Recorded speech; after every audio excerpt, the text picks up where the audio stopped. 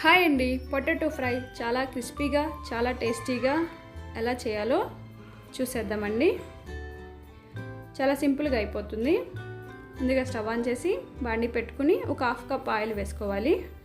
Oil వేడయ్యాక cut చేసి పెట్టిన పొటాటోస్ వేసుకోవాలి. ఈ ఆయిల్లో పొటాటోస్ అనేది బాగా ఫ్రై అవ్వాలి.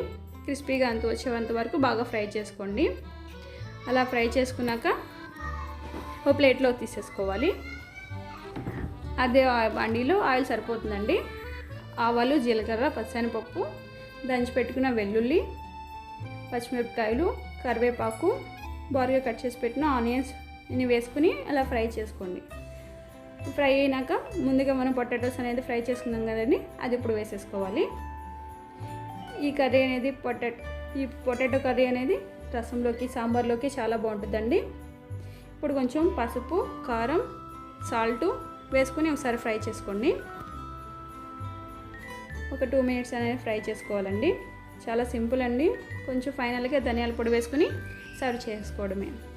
వేడివేడి అన్నంలో, సాంబార్ రసంలోకి చాలా బాగుంటుంది.